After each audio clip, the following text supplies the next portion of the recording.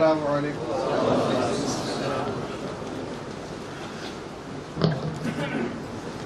السلام علیکم ورحمۃ اللہ وبرکاتہ.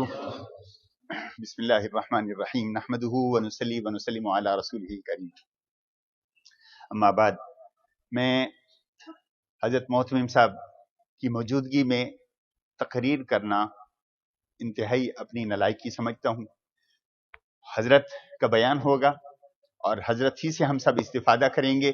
میں اپنی خوشی کا اظہار ضرور کرتا ہوں.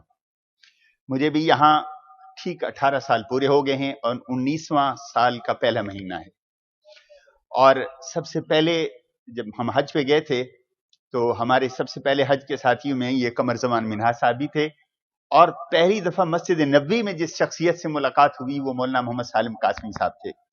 اور اسی موقع پر ہم نے ان کو دعوت دی تھی کہ آپ تشریف لائیں، اور وہ آئے بھی تھے مولانا سالم قاسمی صاحب. یہ آج سے کوئی 17-16 سال پہلے کی بات ہے. تو پھر حضرت مدنی بھی تشریف لائے، جس طرح عزیز مولانا الیاس صاحب بتا رہے تھے، مولانا حبیب صاحب بھی. اور ایک اور بات بھی شاید آپ کے علم میں ہو، سب سے پہلا امام کولون مسجد کا دارالعلوم دیوبند کا فاضل تھا. بابا رسول شاہ ان کا نام تھا، اٹک کے علاقے کے تھے. تو دارالعلوم سے نسبت سچی پوچھے نا کہ ہمارے لیے حرمین شریفین اور مسجد اقصیٰ کے بعد جس جگہ کی زیارت اور جس جگہ کو دیکھنے کا بچپن سے شوق تھا وہ دارالعلوم دیوبند تھا. اللہ نے 4 سال پہلے ہمارا وہ شوق پورا کیا اور حضرت سے اس سے ملاقات بھی ہوئی. کافی دیر حضرت نے شفقت فرمائی اور حضرت کہتے ہیں کہ میں ویسے بھول جاتا ہوں، شکلیں بھی بھول جاتا ہوں، لیکن تمہیں دیکھ کے مجھے آپ یاد آ گئے. تو یہ حضرت کی عنایت ہے. مولانا ابو القاسم نعمانی محتمم دارالعلوم دیوبند، وہ دارالعلوم کہ جو آج سے 153 برس پہلے معرض وجود میں آیا. اور کیسے آیا؟ آج اس وقت دارالعلوم دیوبند سے متعلقہ ادارے ہیں. میں حضرت کے سامنے کہہ رہا ہوں، خود دارالعلوم کو بھی نہیں پتا کہ دارالعلوم سے تعلق رکھنے والے کتنے مدارس دنیا میں آباد ہیں. یہ ان کی کثرت ہے.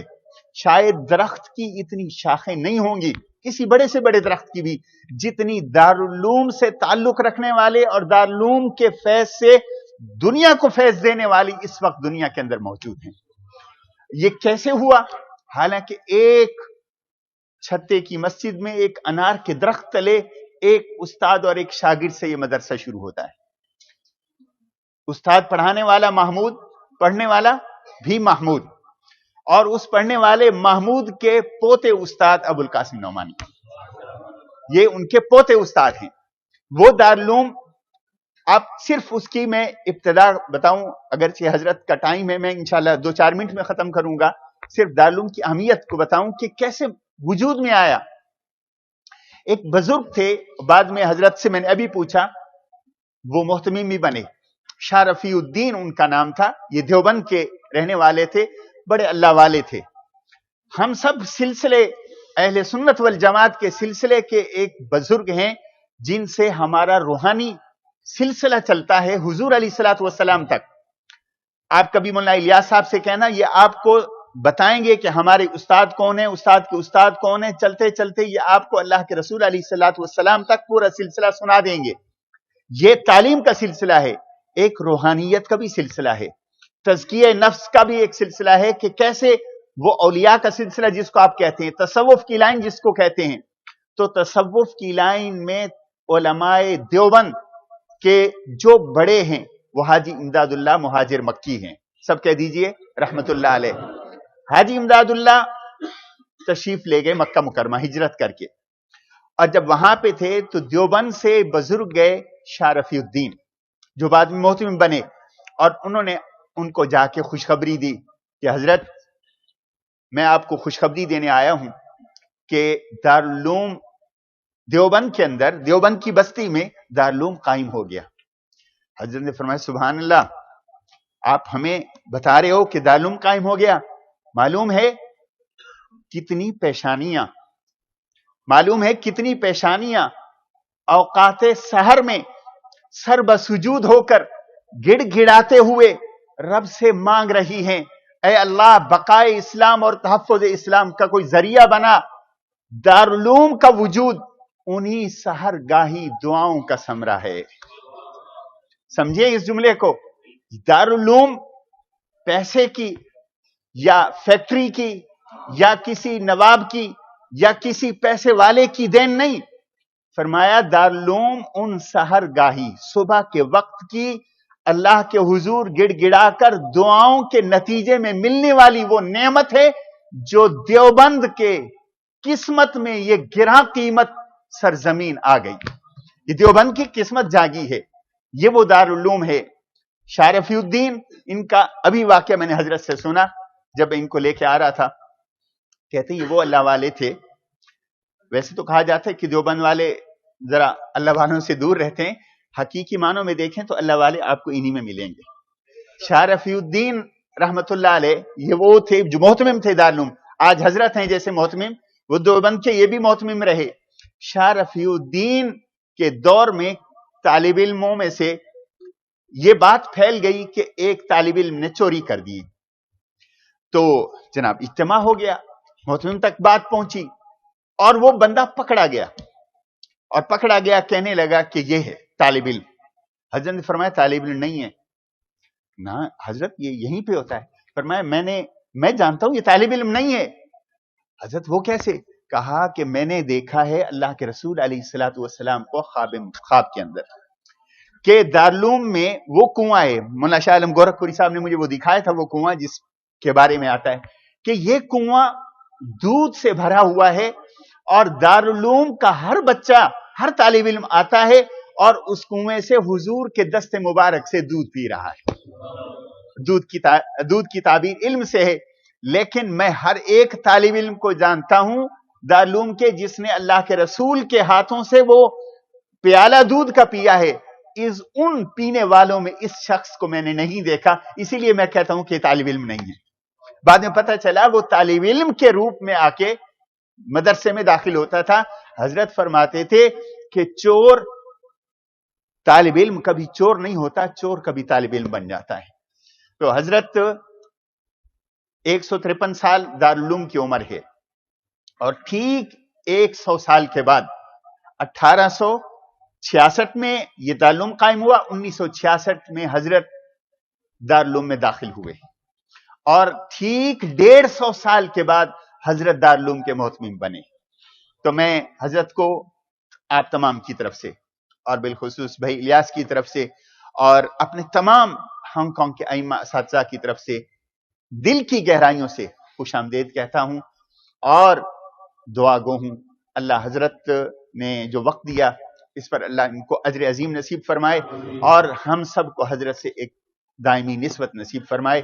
میں بلا تاخیر دعوت سخن دیتا ہوں حضرت مولانا ابو القاسم نعمانی مدث اللہ العلی. بسم اللہ الرحمن الرحیم. الحمدللہ رب العالمین والصلاة والسلام علی سید الانبیاء والمرسلین سیدنا و نبینا و مولانا محمد وعلی آلہ و اصحابہ اجمعین. اما بعد فاعوذ باللہ من الشیطان الرجیم. بسم اللہ الرحمن الرحیم. والذی بعث فی الأمیین رسولا منہم یتلو علیہم آیاتہ ویزکیہم ویعلمہم الکتاب والحکمہ وَإِن كَانُوا مِن قَبْلُ لَفِي ضَلَالٍ مُبِينٍ.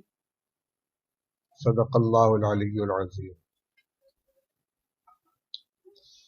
محترم علماء کرام، ائمہ مساجد، باشندگان شہر ہانگ کانگ، میں سب سے پہلے اپنی اس عزت افزائی پر تہہ دل سے آپ تمام حضرات کا شکریہ ادا کرنا اپنا فریضہ سمجھتا ہوں. اور حقیقت یہ ہے کہ آپ کا یہ سارا تعلق اور اظہار محبت در حقیقت ابو القاسم کی ذات کے ساتھ نہیں ہے، بلکہ اس نسبت کے ساتھ ہے جو اس ناکارہ کو بزرگوں کی برکت سے حاصل ہے، یعنی دارالعلوم دیوبند کے ساتھ وابستگی اور اس کی خدمت کا شرف.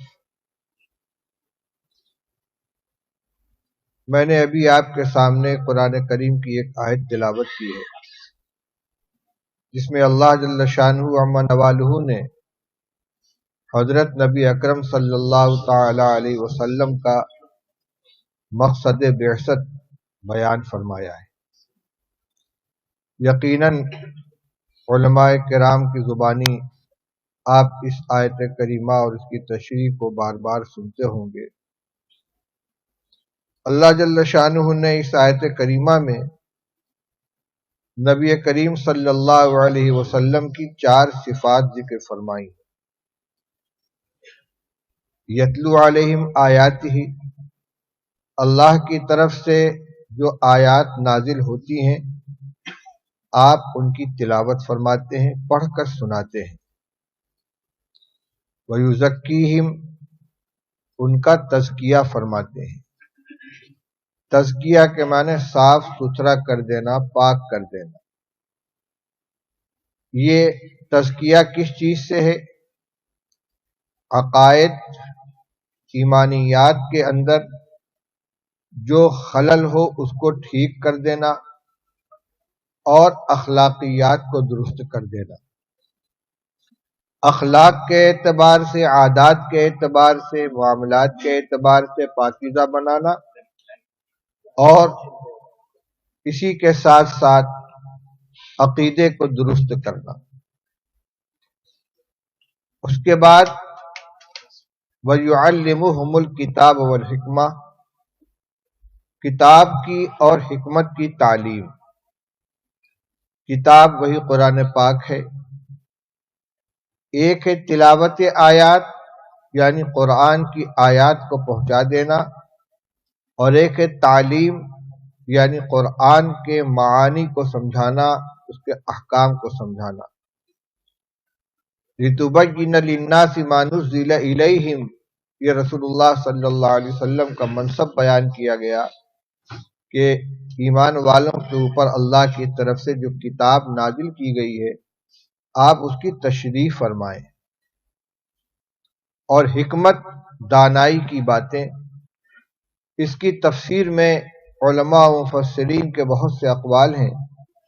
حضرت مفتی اعظم مولانا مفتی محمد شفیع صاحب رحمۃ اللہ علیہ نے معارف القرآن میں تحریر فرمایا ہے کہ سب سے مختصر اور سب سے جامع چیز اس کی شرح میں سنت، یعنی رسول اللہ صلی اللہ علیہ وسلم کی جو سنت ہے، آپ کی جو احادیث ہے، وہ حکمت اور دانائی کی باتیں۔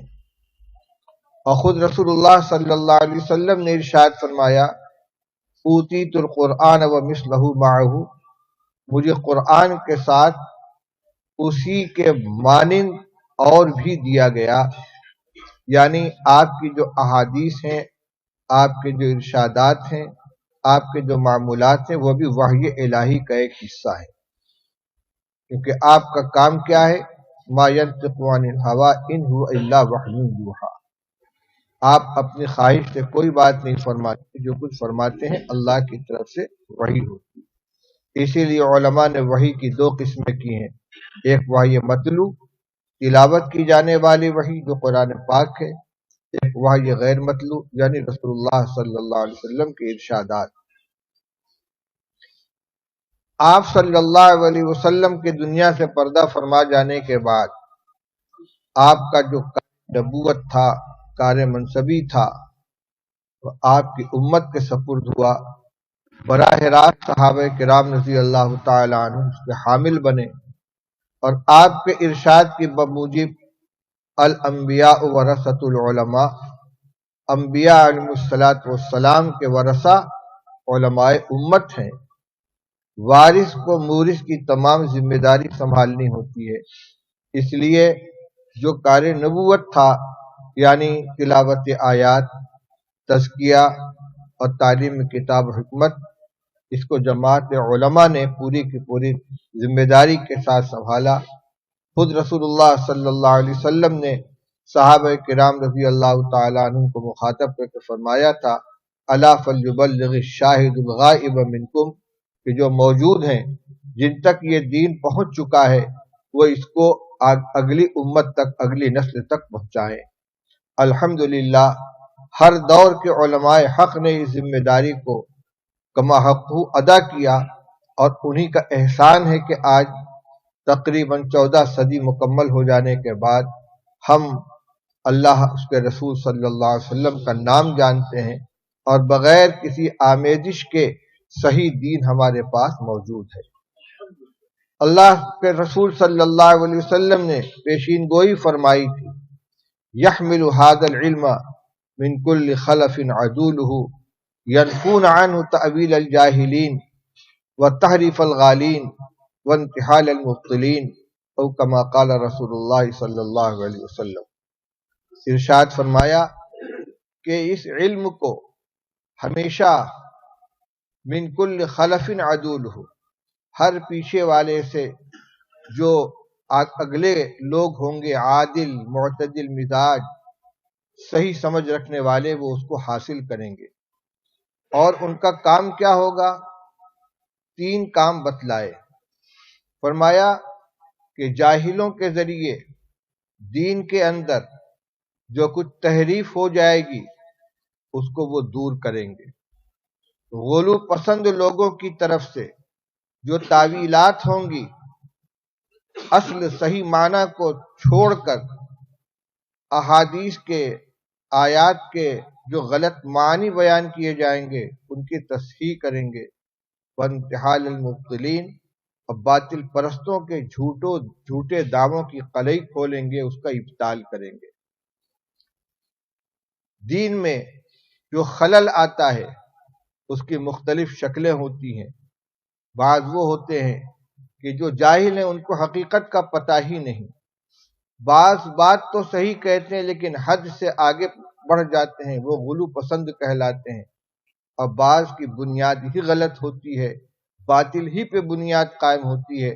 رسول اللہ صلی اللہ علیہ وسلم نے فرمایا کہ اس علم دین کے حامل ہر دور کے اندر اپنے بڑوں سے، اپنے اسلاف سے ایسے علم کو حاصل کریں گے جس کی روشنی میں وہ ان تینوں قسم کی خرابیوں کو دور کریں گے۔ دین میں جو غلط تعویلات ہوں گی، جو تحریفات ہوں گی، جو باطل دعوے ہوں گے، ان کا ابطال کرتے رہیں گے۔ اسی طرح ایک روایت میں رسول اللہ صلی اللہ علیہ وسلم نے ارشاد فرمایا، ان اللہ یبعث لهذه الامة على رأس كل مئة سنة من يجدد لها دینها، او کما قال رسول اللہ صلی اللہ علیہ وسلم۔ اللہ تعالیٰ اس امت کے اندر ہر 100 سال کے سرے پر ایسے افراد کو پیدا فرمائیں گے کہ جو دین کی تجدید کریں گے، غلط چیزوں کی جو آمیزش ہو گئی ان کی نشاندہی کریں گے، چاہے ان کا تعلق اخلاق سے ہو، اعمال سے ہو، عقائد سے ہو، معاملات سے ہو۔ یہ کام ہر صدی کے اندر ہوتا رہے گا۔ چنانچہ بالاتفاق اس امت کے سب سے پہلے مجدد حضرت سیدنا عمر ابن عبد العزیز رحمۃ اللہ علیہ ہوئے۔ ملوک بنی امیہ کی طرف سے جو نامناسب چیزیں حکومت میں اور مسلم معاشرے میں آ گئی تھیں، ان سب کا قلع کما کیا۔ دوسرے مجدد حضرت امام شافعی رحمۃ اللہ علیہ ہوئے۔ علماء نے اس پر باقاعدہ کتابیں لکھی ہیں۔ ایک کتاب آثار رحمت کی طالب علمی کے زمانے میں نے دیکھی تھی، پھر کہیں غائب ہو گئی۔ اس میں انہوں نے صدی در صدی ہر مجدد کی نشاندہی کی۔ کبھی کبھی ایک ہی دور میں مختلف علاقوں کے اندر الگ الگ مجدد ہوئے ہیں۔ حضرت علامہ ابراہیم صاحب بلیاوی رحمۃ اللہ علیہ، جو شیخ الہند مولانا محمود الحسن صاحب رحمۃ اللہ علیہ کے شاگرد تھے، اور مجھے ان سے 2 کتابیں پڑھنے کا شرف حاصل ہوا ہے، مسلم شریف کا مقدمہ اور کتاب الایمان اور ترمذی شریف۔ وہ یہ فرماتے تھے کہ اللہ تعالیٰ کبھی یہ خدمت کبھی افراد سے لیتے ہیں، کبھی جماعتوں سے لیتے ہیں۔ فرماتے تھے کہ اس صدی کا مجدد دارالعلوم دیوبند ہے۔ اللہ تعالیٰ نے کام مختلف اکابر سے لیا۔ حضرت مولانا محمد قاسم صاحب نانوتوی رحمۃ اللہ علیہ، حضرت مولانا رشید احمد گنگوئی رحمۃ اللہ علیہ، حضرت مولانا اشرف علی صاحب تھانوی رحمۃ اللہ علیہ، ان سب کے میدان ہیں۔ فقہ و حدیث کی خدمت حضرت گنگوہی رحمۃ اللہ علیہ کے ذریعے ہوئی۔ عقائد، علم کلام اور باطل جماعتوں کی طرف سے آریہ سماج، سناتن دھرمی اور عیسائی، ان کی طرف سے جو حملے ہوئے ان کا دفاع حضرت مولانا محمد قاسم نانوتوی رحمۃ اللہ علیہ نے فرمایا۔ علم تصوف میں جو آمیزش کر دی گئی اور غلط چیزیں شامل کر دی گئیں، ان کا دفاع حضرت مولانا اشرف علی صاحب تھانوی رحمۃ اللہ علیہ نے فرمایا۔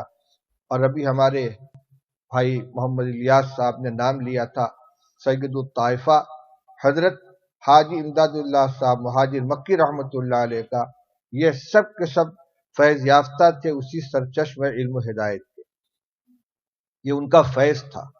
وہ عرفی عالم نہیں تھے، لیکن اللہ تعالیٰ نے ان کو وہ علم لدنی عطا فرمایا تھا کہ حضرت مولانا محمد قاسم صاحب نانوتوی رحمۃ اللہ علیہ، الامام محمد قاسم النانوتوی، وہ فرماتے تھے کہ لوگ تو حضرت حاجی صاحب کے معتقد ہوئے ان کے تصوف کی بنا پر، ان کی بزرگی کی بنا پر، اور میں حاجی صاحب کا معتقد ہوا ان کے علم کی بنا پر۔ یہ ان کا فیض تھا۔ اور ابھی آپ نے سنا کہ دارالعلوم دیوبند کی بنا انہی بزرگوں کی دعاؤں کا ثمرہ تھی۔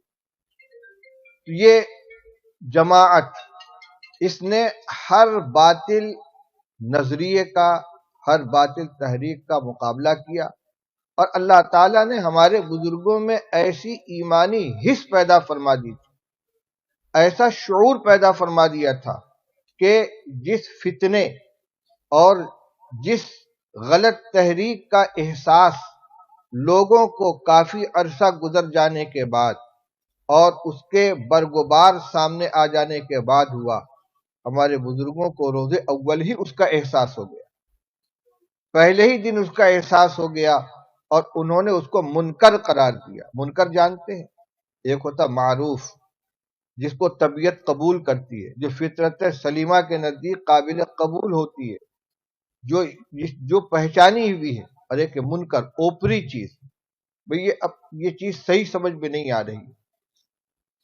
اس پچھلی 1-2 صدی کے اندر ہندوستان، یا یوں کہہ لیجئے بر صغیر کے اندر کئی فتنے پیدا ہوئے عقیدے کے اعتبار سے، علم کے نام پر۔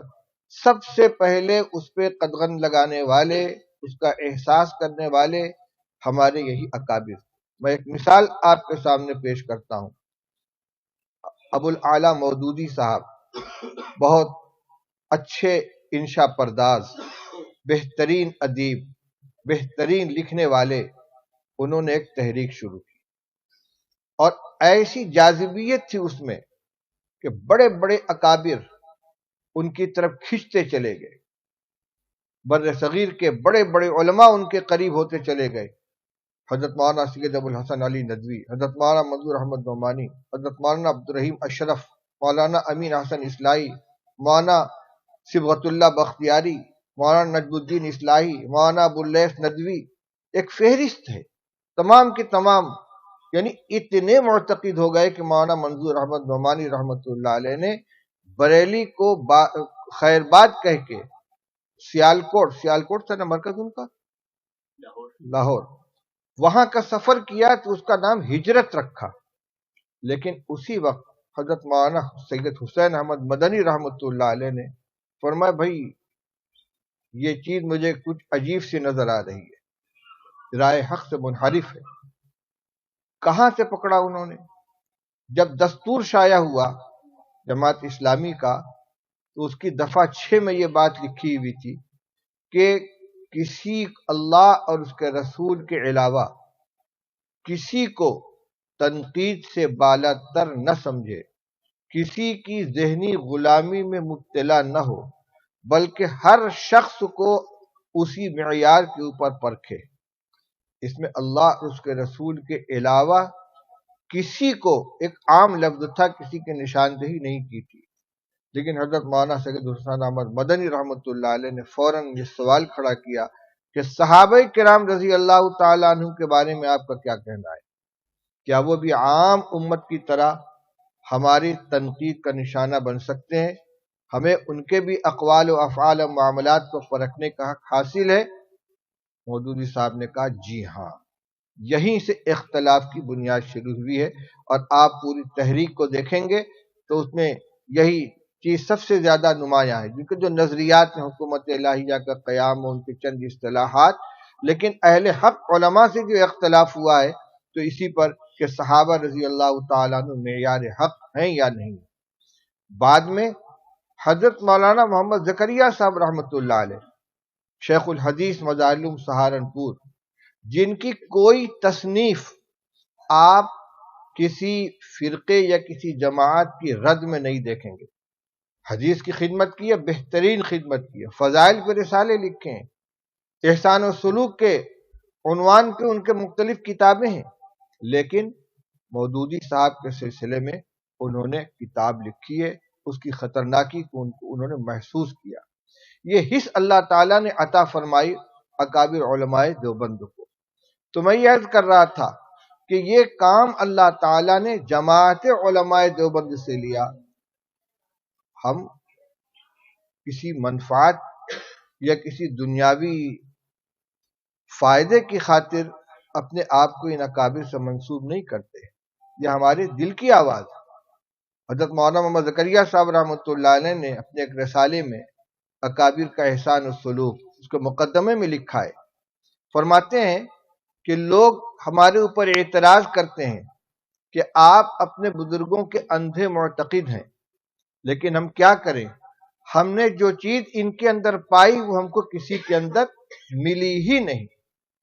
تو میرے بھائیوں بزرگوں، اللہ تعالیٰ کا شکر ادا کرنا چاہیے کہ اس نے ہمیں علماء حق کے دامن سے وابستہ فرما دیا اور ان کے دامن سے جوڑ کر ہمارے ایمان کی، ہمارے عقیدے کی، ہمارے اخلاق کی، ہمارے اعمال کی حفاظت کا سامان ہم پہنچا دیا۔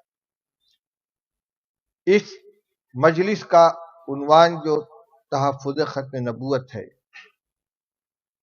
اس سلسلے میں میں جب ہندوستان کہتا ہوں تو میری مراد ہندوستان، پاکستان، بنگلہ دیش، برما، افغانستان، اس متحدہ ہندوستان سے ہے جو بعد میں کئی حصوں میں تقسیم ہو گیا، لیکن جب دیوبند کا قیام ہوا تھا اور اس کے فضلاء، اس کے علماء پھیلے ہوئے تھے، یہ سارے کے سارے خطے ایک تھے۔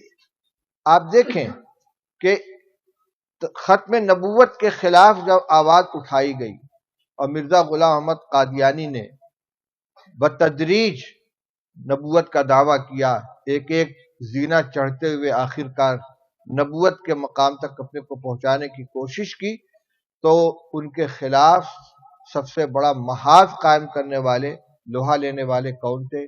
یہی ہمارے اکابر علماء دیوبند تھے۔ کچھ اکابر وہ تھے جیسے علامہ سید عطا اللہ شاہ بخاری جی رحمہ اللہ تعالی، اور بعد میں مولانا منظور احمد صاحب چنوٹی، اخیر میں مولانا اللہ وسایہ صاحب۔ ان حضرات کا اوڑھنا بچھونا، ان کا دن رات کا مشغلہ، ان کی شناخت اور ان کی پہچان ہی یہ مسئلہ بن گیا ہے۔ ہندوستان دارالعلوم دیوبند کے اکابر میں علامہ انور شاہ کشمیری رحمۃ اللہ علیہ، محدث وقت، جو دارالعلوم دیوبند کے مسند حدیث کی زینت تھے، جن کا 24 گھنٹے کا مشغلہ کتابوں کے ساتھ انہماک درس و تدریس، انہوں نے اپنے مسند درس کو چھوڑ کر بھاولپور پور کے مقدمے کی پیروی کے لیے سفر فرمایا، اپنے تلامذہ کے ساتھ وہاں تشریف لے گئے۔ یہ وہی ایمانی حس ہے جو اندر سے مجبور کرتی ہے حق کے دفاع اور باطل کی ابطال کے اوپر۔ بعض لوگ پوچھتے ہیں علماء دیوبند کیا ہیں؟ یہ ایسا دلچسپ مضمون ہے، ایسا دلچسپ عنوان ہے کہ اگر آپ اس کی تشریح شروع کریے صبح سے شام ہو جائے اور مضمون مکمل نہ ہو۔ ہمارے بہت سے علماء نے اس کے اوپر لکھا بھی ہے۔ ابھی میں حال میں دیکھ رہا تھا حضرت مولانا مفتی محمد تقی صاحب عثمانی کی چند قسطیں اسی عنوان کے اوپر۔ ہمارے کئی بزرگوں نے اپنے خطابات میں اپنے انداز سے ان کی خصوصیات کو شمار کرایا ہے۔ میں نے بھی جو محسوس کیا ہے آپ کے سامنے پیش کر رہا ہوں، اس لیے نہیں کہ مدح خوانی اور منقبت خوانی مقصود ہے، بلکہ اس لیے کہ ہم اپنے آپ کو ان بزرگوں کے دامن سے وابستہ کرنے میں جو فخر محسوس کرتے ہیں تو ان صفات کو اپنے اندر بھی پیدا کرنے کی کوشش کریں۔ دیوبند تو ایک قصبے کا نام ہے۔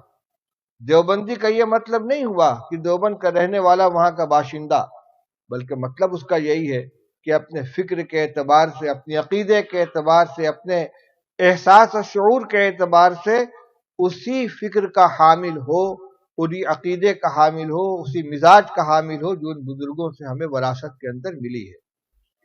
میں نے جو محسوس کیا ہے، ہمارے علماء دیوبند کی جو چند خصوصیات ہیں یا ان کی چند شناخت ہے، خصوصیات تو نہیں کہنا چاہیے اس لیے کہ چیزیں امت میں ہر فرد کے اندر ہونی چاہیے اور ہیں، ان کی جو خاص شناخت ہے، سب سے اول نمبر پر توحید خالص۔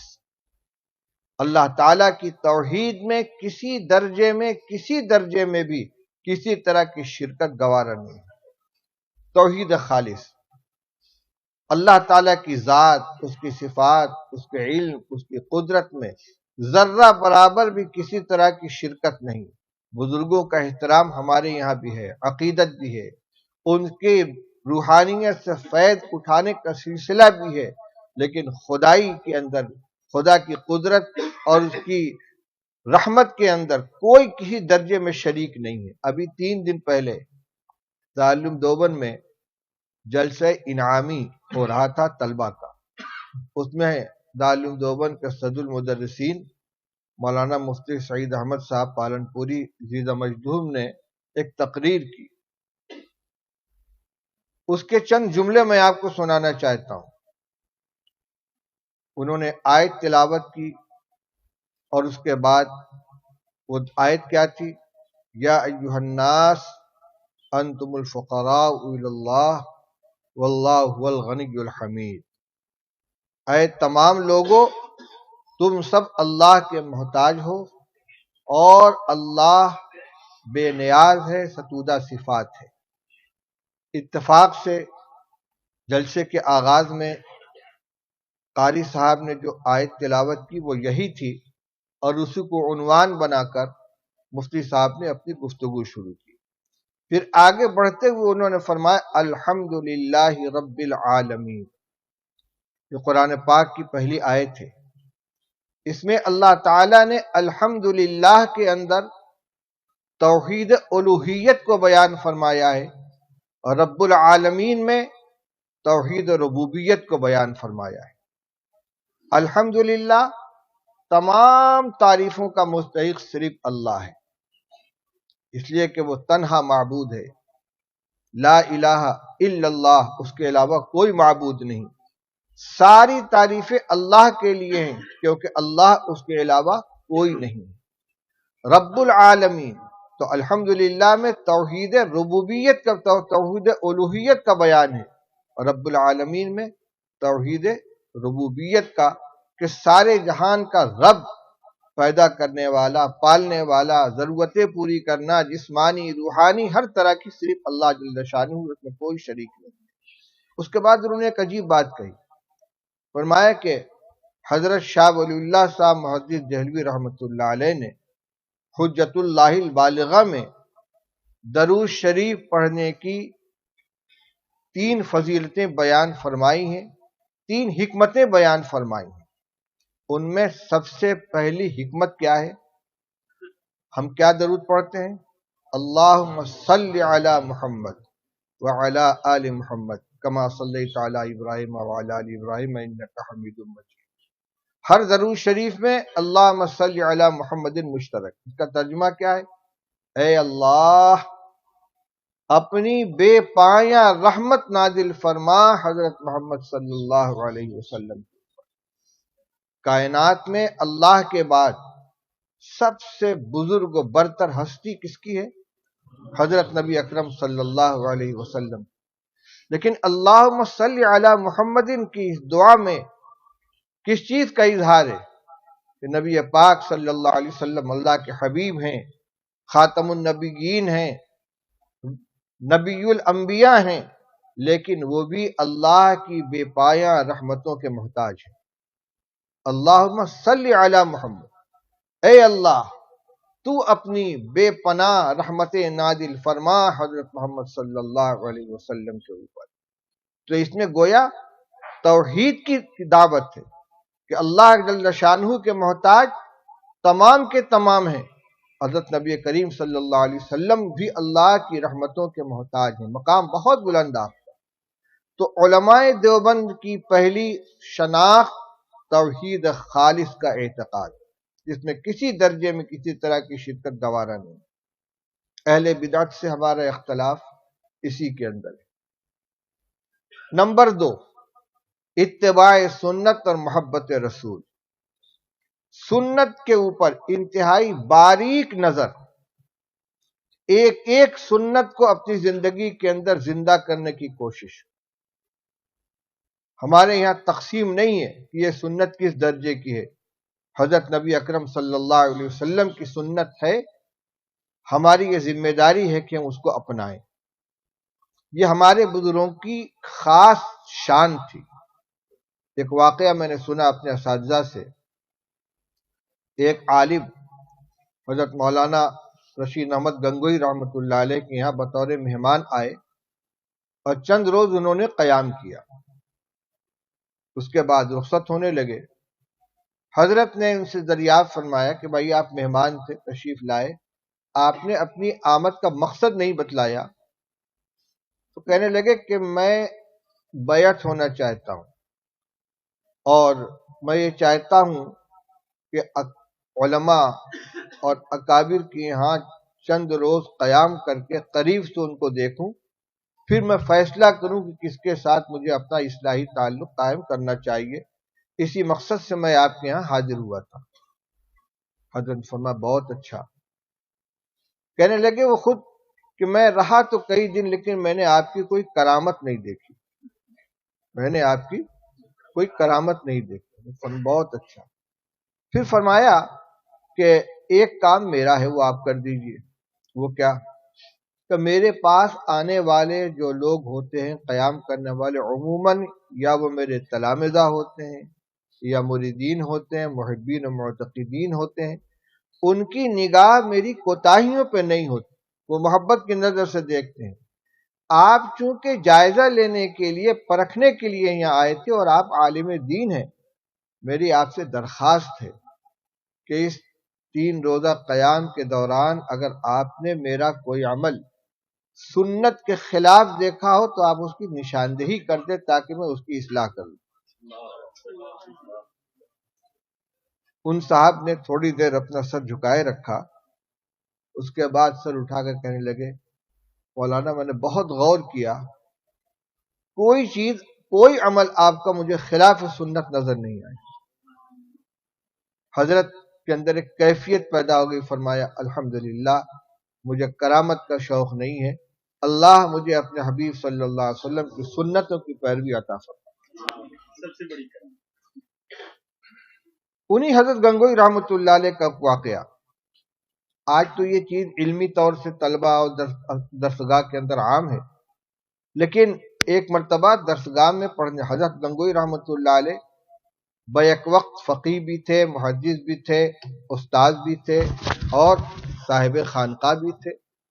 تنہا دور حدیث پڑھاتے تھے، اکیلے صحیح ستہ کا درس تنہا دیتے تھے اور سال بھر میں کتاب مکمل ہو جاتی تھی۔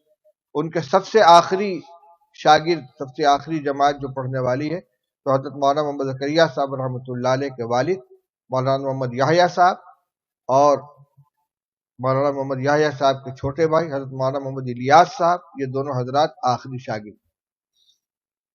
تو درس میں ایک مرتبہ حضرت کی غیر موجودگی میں یہ گفتگو ہونے لگی کہ بھائی 2 سنتیں ہمارے سامنے ہیں، بظاہر دونوں میں تعارض معلوم ہوتا ہے۔ ایک سنت مسجد میں داخل ہونے اور نکلنے کی، اور ایک سنت ہے چپل اور جوتا پہننے کی اور اتارنے کی۔ مسجد میں داخل ہونے کی سنت یہ کہ پہلے دایاں قدم پڑے، نکلنے کی سنت یہ کہ پہلے بایاں نکالو، اور جوتا پہننے کی سنت یہ کہ پہلے دائیں پیر میں پہنو اور نکالنا ہو تو پہلے بائیں پیر سے نکالو۔ اب دونوں پر ایک ساتھ کیسے عمل ہوگا؟ ہم مسجد میں جا رہے ہیں، اگر پہلے بایاں پیر نکال کے مسجد میں رکھتے ہیں تو داخلے کی سنت چھوٹی، دایاں پیر نکال کے رکھتے ہیں تو جوتا اتارنے کی سنت چھوٹی۔ اسی طرح مسجد سے نکلنے کے وقت پہلے بایاں پیر نکال کے چپل پہنتے ہیں تو اس کی سنت چھوٹتی ہے، دایاں پیر نکال کے چپل پہنتے ہیں تو چپل پہننے کی سنت ادا ہو گئی اور نکلنے کی سنت چھوٹ گئی۔ دونوں پر کیسے عمل ہو؟ طے یہ ہوا کہ حضرت جب اپنی سہدری سے اٹھ کر مسجد میں تشریف لے جانے لگے تو اس وقت دیکھنا چاہیے کہ کیا عمل کرتے ہیں، کیونکہ حضرت کا عمل سنت کے مطابق ہوتا ہے۔ حضرت تشریف لائے، سہدری سے اٹھے، مسجد کے دروازے پر پہنچے، بائیں پیر سے آپ نے جوتی اتاری، پیر اسی کے اوپر رکھ لیا، پھر دائیں پیر سے چپل سے اپنا پیر نکالا اور مسجد میں رکھا، دونوں پر عمل ہو گیا۔ اسی طرح جب مسجد سے نکلنے لگے تو پہلے بایاں پیر نکالا، چپل کے اوپر رکھا، پھر دایاں پیر نکالا، چپل کے اندر داخل کی۔ سنت کی تعلیم حضرت کے عمل سے، اور اس کے بعد غالباً یہ بھی ہوا کہ درس کے اندر انہی طلبہ نے حضرت کے سامنے یہی سوال پیش کیا کہ حضرت یہ دو سنتیں ہیں، ان دونوں پر ایک ساتھ کیسے عمل ہو؟ حضرت فرمایا ہاں بھائی ہے تو بات قابل غور، کیا کرنا چاہیے؟ انہوں نے کہا حضرت ہم نے آپ کو ایسا عمل کرتے ہوئے دیکھا۔ فرمایا ہاں اس طرح دونوں پر عمل ہو جائے۔ پھر غور کیجئے کہ شعور نہیں ہے لیکن عمل ہو رہا ہے غیر اختیاری طور پر سنت کے مطابق، توجہ نہیں اس کی طرف، ذہن بالارادہ نہیں، لیکن عمل اس کے خلاف نہیں ہو پا رہا ہے۔ تو یہ چیز تھی اتباع سنت۔ حضرت مولانا محمد قاسم صاحب نانوتوی رحمۃ اللہ علیہ کے واقعات میں ہم نے سنا کہ 1857 کا جو ہنگامہ ہوا ہے، شاملی کے میدان میں اکابر نے معرکہ جہاد میں حصہ لیا ہے۔ حضرت حاجی امداد اللہ صاحب مہاجر مکی رحمۃ اللہ علیہ امیر المومنین تھے، حضرت مولانا رشید احمد گنگوئی رحمۃ اللہ علیہ فوج کے سپہ سالار تھے، اور شرکا میں حضرت مولانا محمد قاسم صاحب نانوتوی، حضرت حاجی حافظ ضامن صاحب شہید، اور دارالعلوم دیوبند مہمان خانے میں وہ فہرست لگی ہوئی ہے جس میں ان مجاہدین شاملی کا نام لکھا ہوا ہے۔ بہرحال اللہ کو منظور تھا، اس میں ناکامی ہوئی اور پورے ملک پر انگریزوں کا تسلط ہو گیا۔ تو جن لوگوں نے کسی بھی طرح سے انگریزوں کی مزاحمت کی تھی ان کو باغی قرار دیا گیا، ان کی دھر پکڑ کا سلسلہ شروع ہو گیا۔ مولانا محمد قاسم صاحب رحمۃ اللہ علیہ دیوبند آئے، 3 دن اپنے مکان میں روپوش رہے، لیکن ان کا مستقل قیام مسجد چھتہ کے ایک حجرے میں رہتا تھا۔ 3 دن کے بعد اپنے مکان سے نکل کر چھتہ مسجد میں آ گئے۔ لوگوں نے کہا حضرت ابھی موقع مناسب نہیں ہے، انگریز کے جاسوس بو سونگتے پھر رہے ہیں، کسی وقت بھی گرفتاری ہو سکتی ہے، ابھی آپ مکان کے اندر ہی رہیں۔ جانتے ہیں کیا جواب دیا تھا؟ فرمایا کہ محمد قاسم کی جان نبی اکرم صلی اللہ علیہ وسلم اور ابو بکر صدیق سے زیادہ قیمتی نہیں ہے، اور اس وقت کا ہنگامہ اور یہ خوف سفر ہجرت کے خوف سے زیادہ نہیں۔ حضرت نبی اکرم صلی اللہ علیہ وسلم و صدیق اکبر رضی اللہ تعالی عنہ نے اس ماحول میں غار ثور میں 3 دن پناہ لی تھی، اس کے بعد آپ باہر آ گئے۔ میں 3 دن سے زیادہ نہیں رہ سکتا۔ کہاں کہاں نگاہ پہنچ رہی ہے، اضطراری حالات کے اندر بھی اس پر نگاہ ہے کہ ایسے حالات میں نبی اکرم صلی اللہ تعالی علیہ وسلم کی سنت کیا رہی ہے ہر عمل کے اندر۔ تو دوسری پہچان، دوسری شناخت، باریک سے باریک سنتوں کا اہتمام اور اس کے اوپر عمل کرنے کی کوشش۔ میرے شیخ اور استاد حضرت مولانا مفتی محمود حسن گنگوئی رحمۃ اللہ علیہ دسترخوان پہ بیٹھے ہوئے، خدام حاضر، ہمارے ایک ساتھی کھانے کے دوران ان کو پانی کی ضرورت پیش آئی، انہوں نے کٹورا اٹھایا، بائیں ہاتھ میں لیا اور دایاں ہاتھ نیچے لگا کر اس کو پینے لگے۔ حضرت کی نگاہ پڑی، تیز نظروں سے گھورا اور فرمایا دایاں ہاتھ نہیں ہے؟ کہنے لگے حضرت ہاتھ میں وہ کھانا لگا ہوا تھا۔ فرمایا پیالہ سنت سے زیادہ قیمتی ہے؟ پیالہ سنت سے زیادہ قیمتی ہے؟ یہ بہت سے لوگوں کی عادت ہوتی ہے، بائیں ہاتھ میں گلاس لے لیا اور دایاں ہاتھ ذرا سے ٹکا دیا اور سمجھتے ہیں کہ دائیں ہاتھ سے پینے کی سنت ادا ہو گئی۔ اس سے سنت نہیں ادا ہوتی۔ اگر ایسا ہی کرنا ہے تو آپ بائیں ہاتھ سے اس کو صرف تھام لیجئے اور داہنی ہتھیلی پر رکھ کے اس طرح پیجئے۔ داہنی ہتھیلی پر رکھ لیجئے، بائیں ہاتھ سے سہارا دے لیجئے تاکہ یہ پینے کی سنت دائیں ہاتھ سے ادا ہو جائے۔ یہ بائیں ہاتھ میں پکڑ کے اور الٹے طرف سے ٹکا دینا، یہ سنت کی ادائیگی نہیں ہوتی۔ تو ہمارے بزرگوں کے یہاں دوسرے نمبر پر اتباع سنت، اور اسی کا ایک شعبہ محبت رسول، کیونکہ اتباع بغیر محبت کے نہیں ہوتا، اور محبت کا دعویٰ بغیر اتباع اور اطاعت کے سچا نہیں ہوتا۔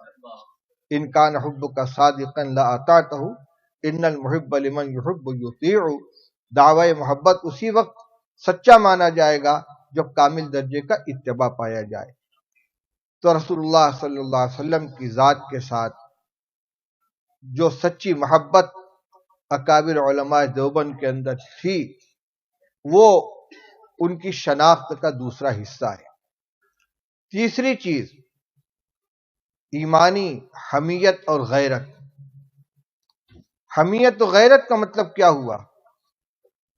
ان چیزوں میں عقیدہ توحید، رسول اللہ صلی اللہ علیہ وسلم کے تعلق سے ہمارے جتنے عقیدے ہیں، آپ کی رسالت و نبوت، آپ کا خاتم النبیین ہونا، آپ کی سنتیں، ان تمام چیزوں میں کہیں سے اگر کوئی خلل پیدا ہو جائے یا جو بنیادی عقیدے ہیں ہمارے ان میں کوئی رخنہ ڈالنے کی کوشش کرے تو فوراً اس کا احساس پیدا ہو جائے، اور پھر اس کے دفعیہ کے لیے، اس کا ازالہ کرنے کے لیے، اس کا مقابلہ کرنے کے لیے تن من دھن سب کی بازی لگا دے اور اس کو اپنا فریضہ سمجھے۔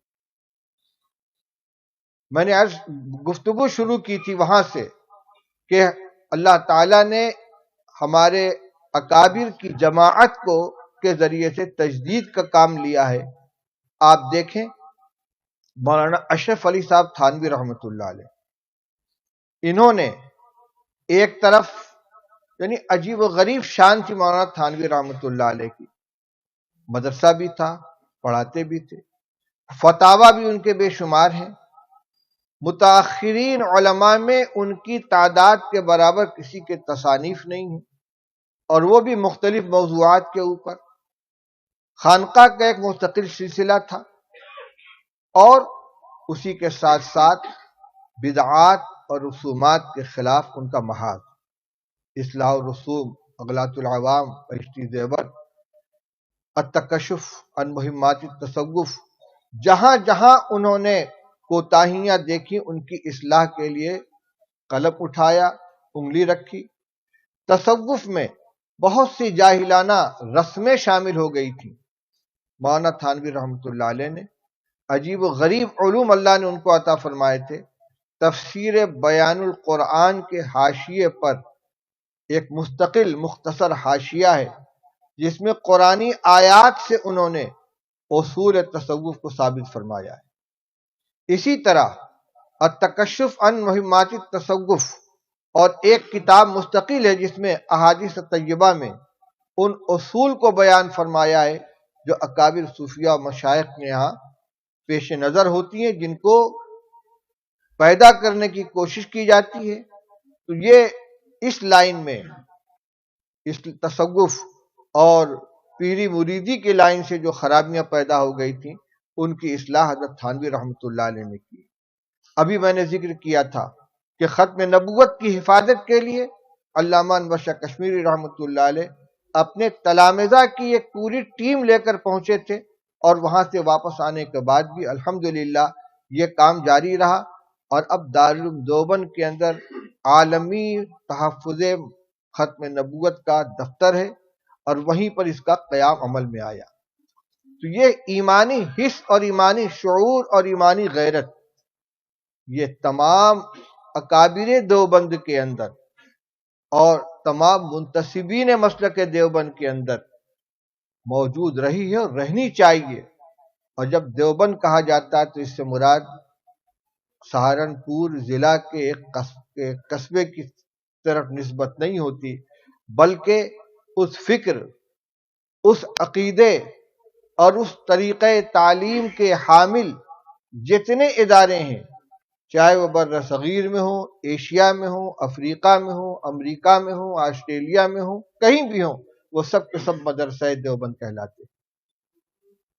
اور اللہ کا فضل ہے، کم سے کم 2 بزرگوں سے تو میں نے براہ راست سنا جو عالمی سفر کرنے والے لوگ ہیں، ایک شریم امام حرم اور ایک پیر ذوالفقار صاحب پاکستان کے۔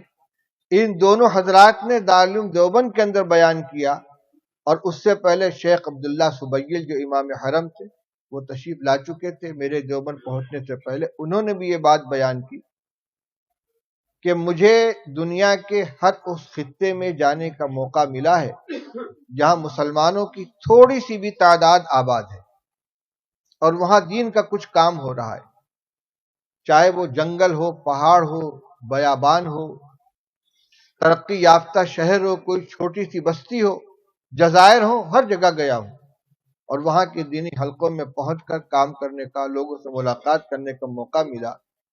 جہاں گیا دیکھا کچھ لوگ ہیں طلبہ کو لیے ہوئے پڑھ رہے ہیں، پڑھا رہے ہیں، مسجدوں کی خدمت کر رہے ہیں، دین کی خدمت کر رہے ہیں۔ ہم نے جب ان سے پوچھا کہ آپ نے تعلیم کہاں سے حاصل کی ہے تو یا تو انہوں نے دارالعلوم دیوبند کا نام لیا یا وہاں کے فضلاء نے اپنے اپنے علاقوں میں جو مدرسے قائم کر رکھے ہیں ان مدرسوں کا نام لیا۔ تو گویا اس کا فیض، اور فیض کیا ہے؟ دین کی حفاظت کی جد و جہد اور کوشش، یہ پوری دنیا کے اندر پھیلی ہوئی ہے، کوئی ایک خطہ، کوئی ایک بر اعظم اس کے ساتھ خاص نہیں۔ اب آج میں یہاں ہانگ کانگ کے اندر بیٹھا ہوں، 1 مہینہ پہلے تصور میں بھی یہ بات کہ میرا کبھی ہانگ کانگ جانا ہوگا، اور یہ تو باہر سے تصور تھا کہ میں ہانگ کانگ جا رہا ہوں اور یہاں پہنچا ہوں، لیکن اس مجمع میں بیٹھ کر پتہ ہی نہیں چلتا کہ میں ہندوستان میں ہوں یا ہانگ کانگ کے اندر ہوں۔ ماشاءاللہ تمام چہرے مہرے اسی طرح کے جیسے اپنے وطن کے اندر دیکھتا ہوں، اور سب لوگ اپنی زبان کے سمجھنے والے، ایک فکر کے حامل۔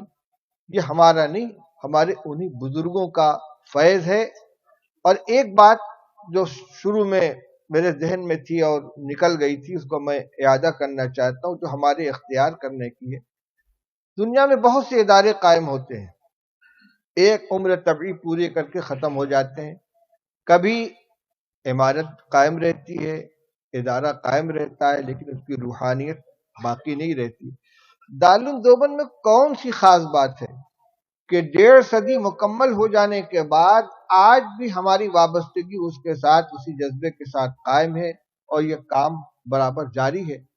میں سمجھتا ہوں اس میں سب سے بڑی چیز ادارے کے بانیان کا اخلاص اور ان کی توجہ اللہ ہے، سب سے بڑی چیز یہی ہے۔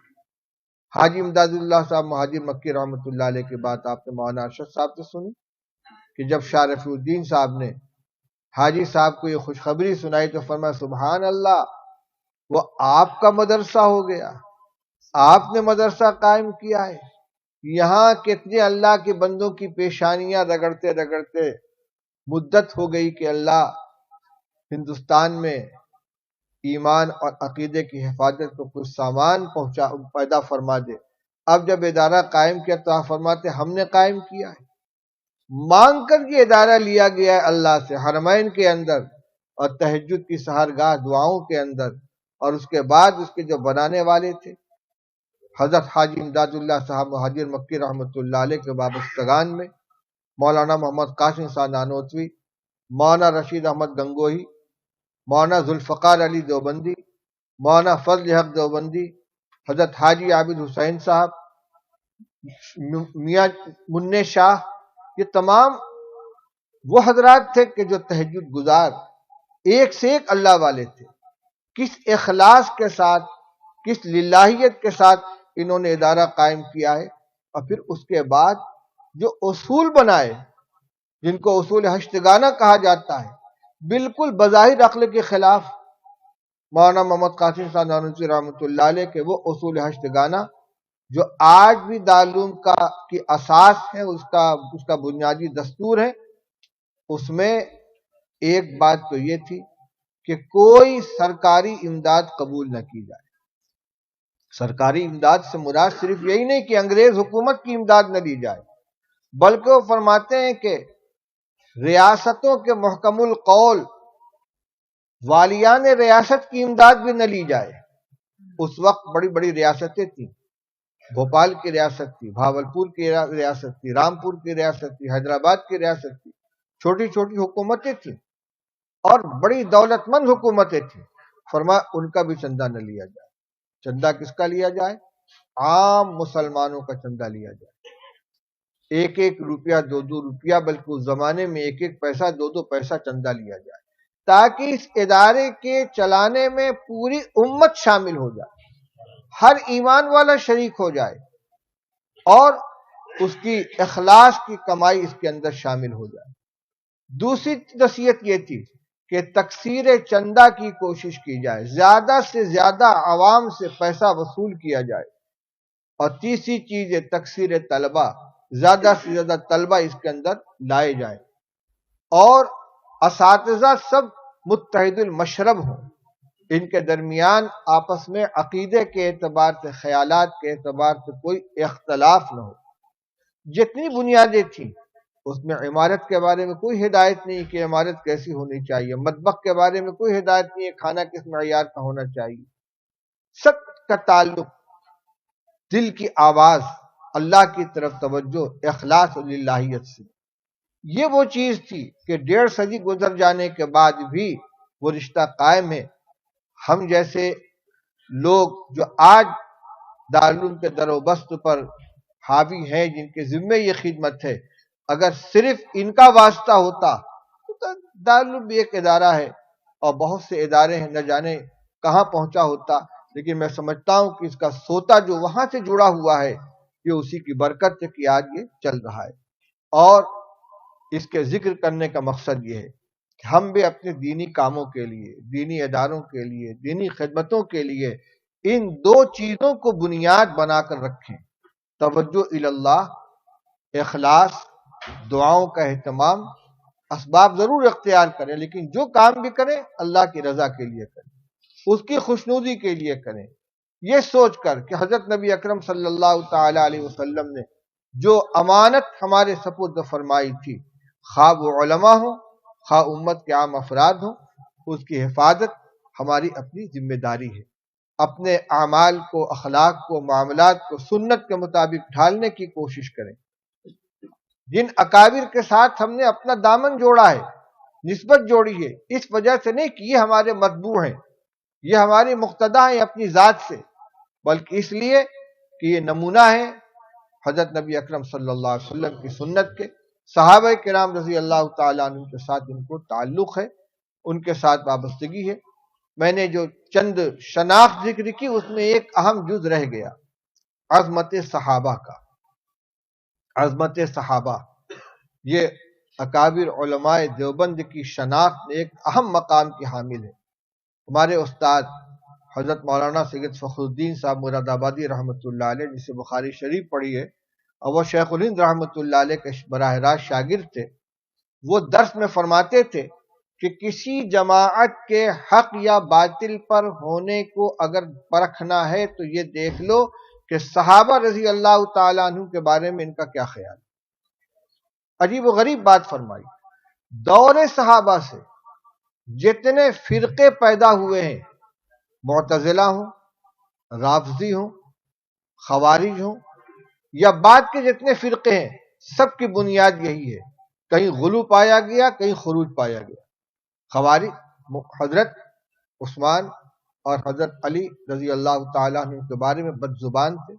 روافض حضرت شیخین رضی اللہ تعالیٰ عنہ کے بارے میں گستاخ، حضرت علی رضی اللہ تعالیٰ عنہ کے ساتھ عقیدت میں غلو، حد سے اعتدال.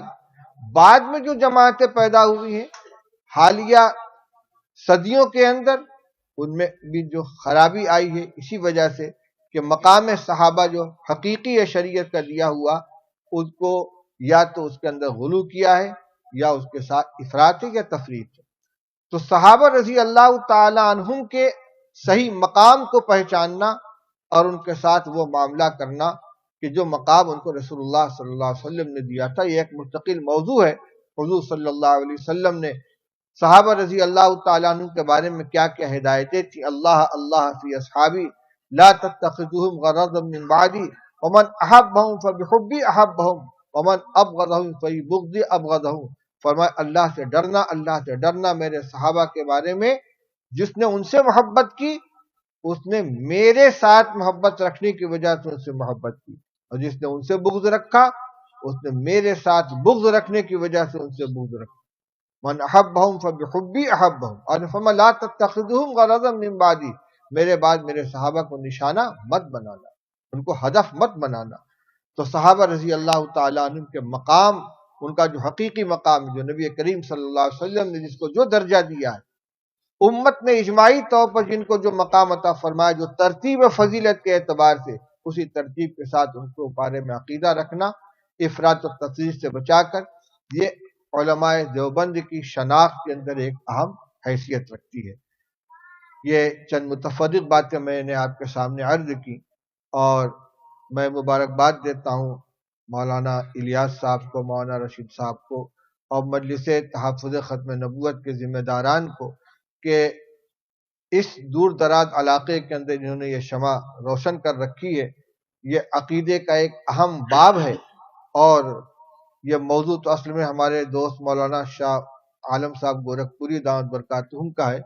میں تو برکت حاصل کرنے کے لیے اس قافلے میں شریک ہو گیا ہوں کہ یہ ختم نبوت کا مسئلہ صرف قادیانیت کا مسئلہ نہیں ہے، بلکہ رنگ بدل بدل کر ہر دور میں مختلف نام سے مختلف دعووں کی شکل میں آتا رہتا ہے. ہندوستان میں تازہ فتنہ ایک شکیل بن حنیف کا ہے، اور پاکستان میں احمد بن عیسیٰ، کیا نام اس کا، عیسیٰ بن احمد عیسیٰ نام کا مدعی نبوت پیدا ہوا ہے. عجیب و غریب خبتی قسم کا آدمی ہے. اور لکل ساقطۃ لاقطہ، کوئی کیسا ہی خلاف عقل دعویٰ کر بیٹھے، ماننے والے فالوور اس کو پیدا ہو جاتے. معلوم یہ ہوا کہ ہندوستان میں صرف یوٹیوب کے ذریعے سینکڑوں اس کے فالوور پیدا ہو گئے، اس کے اوپر ایمان لے آئے. تو یہ اس عقیدے کی عزت صرف قادیانیت کے عقیدے سے نہیں پڑتی، بلکہ ہر دور میں مختلف انداز سے مختلف دعووں کی شکل میں عقیدہ ختم نبوت کے اوپر حملہ ہوتا رہتا ہے. اس لیے یہ ہمارے ایمان اور عقیدے کے تحفظ کی ایک بنیادی تحریک ہے. اس سے تمام لوگوں کو جڑنا چاہیے، اور اس کی جو بھی جس وقت جو ضرورت پیش آئے اس کے اندر بڑھ چڑھ کر حصہ لینا چاہیے. اللہ تعالی ہم سب کو ایمان و عمل کے اندر قوت عطا فرمائے، اپنی مرضیات پر جینا مرنا ہمیں عطا فرمائے، اور ہم سب کو یہاں جمع ہونا اور جدا ہونا قبول فرمائے. وآخر دعوانا الحمدللہ رب العالمین. فرما لے بھائی. اللهم صل على سيدنا مولانا محمد وعلى آل سيدنا مولانا محمد وبارك وسلم. یا رب صل وسلم دائما ابدا على حبيبك خير الخلق كلهم. ربنا آتنا في الدنيا حسنة وفي الآخرة حسنة وقنا عذاب النار. اللهم وفقنا لما تحب وترضى من القول والفعل والعمل والنية والهدى. اللهم أصلح لنا ديننا الذي هو عصمة أمرنا، وأصلح لنا دنيانا التي فيها معاشنا، وأصلح لنا آخرتنا التي فيها معادنا. اللهم حبب إلينا الإيمان وزينه في قلوبنا، وكره إلينا الكفر والفسوق والعصيان، واجعلنا من الراشدين. اللهم إنا نسألك الهدى والتقى والعفاف والغنى، اللهم اجعل سريرتنا خيرا من علانيتنا واجعل علانيتنا صالحا. اے اللہ ہم سب کے گناہوں کو معاف فرما دے، ہم سب کے سیئات سے درگزر فرما دے. اے اللہ ہمارے ساتھ کرم کا، فضل کا، رحم کا معاملہ فرما. اے اللہ جو بیمار ہیں ان کو شفا عطا فرما. اے اللہ جو مقروض ان کو بار قدر سے دوشی نصیب فرما. جس کے ذہن میں جو الجھن اس سے نجات عطا فرما. اے اللہ ہمارے ایمان کی، اعمال کی، اخلاق کے، عقائد کی حفاظت فرما. ہر باطل عمل سے، باطل نظریے سے ہماری حفاظت فرما. اے اللہ ہمیں کامل دیندار بنا دے. اے اللہ دین اور ایمان پر حملہ کرنے والی تمام جماعتوں کے، تمام تحریکوں کے شر سے ہماری حفاظت فرما. اے اللہ اس ملک کے اندر امن و امان کو قائم دائم فرما. اے اللہ مسلمانوں کے دلوں میں آپس میں الفت محبت پیدا فرما. اے اللہ ہم سب کی تمام جائز ضروریات اپنے خزانے غیب سے پوری فرما. ہمارے جمع ہونے کو قبول فرما، ہمارے جدا ہونے کو قبول فرما. اس اجتماع کو قبول فرما. جن مقاصد کے لیے اجتماع کیا گیا اس کے اندر کامیابی نصیب فرما. اپنی توفیق ہر قدم پر شامل حال فرما. یا اللہ ہمارے جو اکابر و مشائخ دنیا سے جا چکے ہیں، یا اللہ ان کی قبروں کو نور سے بھر دے. یا اللہ جو زندہ ان کی عمروں میں برکت عطا فرما. عافیت کے ساتھ ان کا سایہ سلامت فرما. تمام دینی اداروں کی، مدارس کی، مکاتب کی، خانقاہوں کی، دینی جماعتوں کی حفاظت فرما. ربنا آتنا فی الدنیا حسنۃ وفی الآخرۃ حسنۃ وقنا عذاب النار.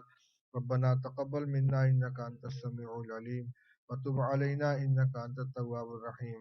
وصلى الله تعالى على خير خلقه محمد وآله وصحبه اجمعين برحمتك يا ارحم الراحمين.